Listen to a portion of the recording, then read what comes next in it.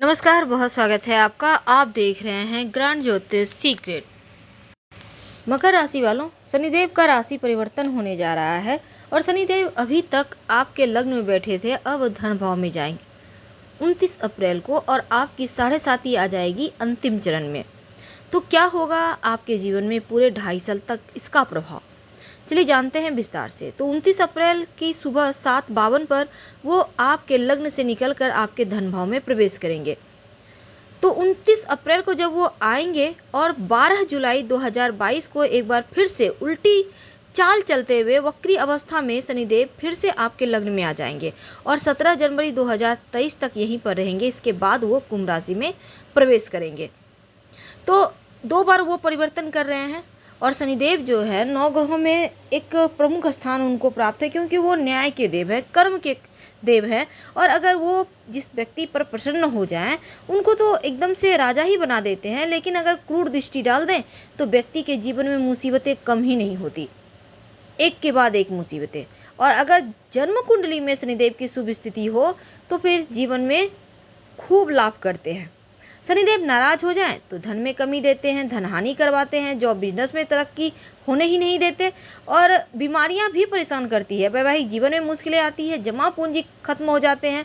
और शनिदेव अपनी 7.5 ढैया महादशा अंतरदशा में सबसे ज़्यादा प्रभावित करते हैं और आपकी तो 7.5 का अंतिम चरण है। ऐसे में जब वो राशि परिवर्तन करेंगे तब चलिए जानते हैं क्या होगा। तो सबसे पहली बात, आपके लिए 29 अप्रैल को जब वो आपके धन भाव में आएंगे तब धन भाव में बैठकर वो आपके चौथे भाव, 8वें भाव और 11वें भाव पर दृष्टि डालेंगे।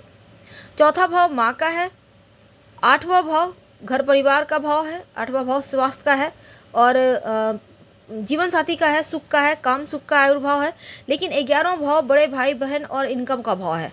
और शनि जब कुंडली के दूसरे भाव में गोचर करेंगे तो आपको थोड़ा स्वास्थ्य को लेकर सावधान रहना है, चोट चपेट दुर्घटना से भी आपको बचना होगा और दाम्पत्य जीवन को थोड़ा संभालें तो उत्तम है।